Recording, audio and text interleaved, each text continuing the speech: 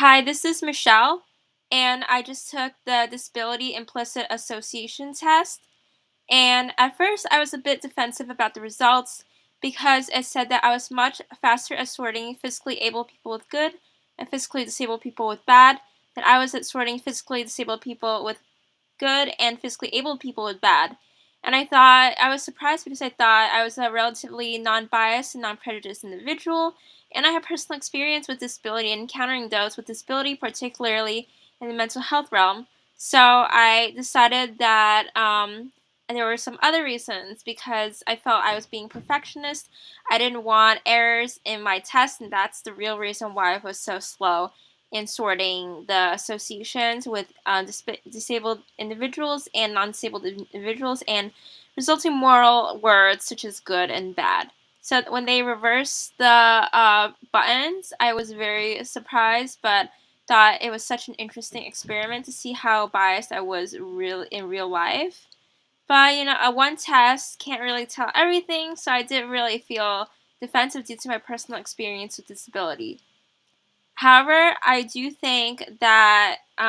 this test is very useful in understanding how examples of disability images can really impact how fast we react. So I anticipate in the classroom, as an educator, I would have to be prepared for grading differences and potential conversational and body language differences in my students, and so to not penalize students that I know have a disability because I have access to their IEPs and school records. As an educator in a position of responsibility, I would have to determine their grades, their evaluations of behavior at parent-teacher conferences, and provide relevant advice to help them academically and socially develop. So I do have that sort of responsibility. And seeing these results, I can't accept the truth of them because I let all individuals have a certain level of racist or sexist or disability based bias that we generally don't acknowledge in everyday life, but is incredibly useful in understanding how to approach other people as educators in the classroom. So I think that some reasons for these biases might be growing up, I never saw people with physical disabilities, only experiencing mental and emotional ones. So I believe that understanding disability as a visual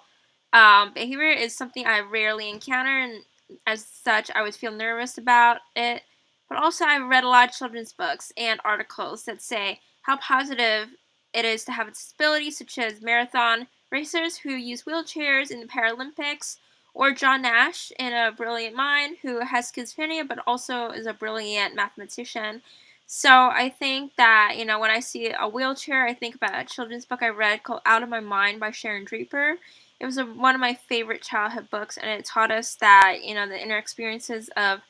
a young girl with cerebral palsy and the discrimination she faces, such as being left behind at school at a competition, will teach us educators and children from a young age to not be exclusionary or not treat those with disabilities differently than others, which would impact their future outcomes as well as the success of the classroom. So introducing these counter stereotypical images by associating the disabled with good and the abled with bad would be a very counter stereotypical and refreshing development of social justice and disability justice, like the in the readings we read for this week, where there's so much history of disability being seen as negative, as deficiency, and it is so important to see these images of people with canes and wheelchairs and missing limbs, unable to, cross the street.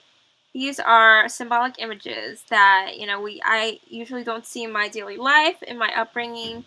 and I have never seen these depictions in the classroom before as a student or educator in elementary, middle, high school, or college. So I think not being used to these images is what caused these biases, and not having personal experience with physical disabilities is what caused me to be more slower with associating these images, causing me to have a lot of relevant bias that I must be careful to counter in the classroom.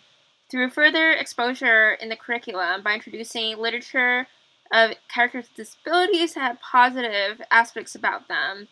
and having more exposure to these limitations so that students can see themselves reflected in the curriculum as mirrors, and in my own positive attitude, grading, and approach to them by seeing them not in terms of deficits, but as to what their families and themselves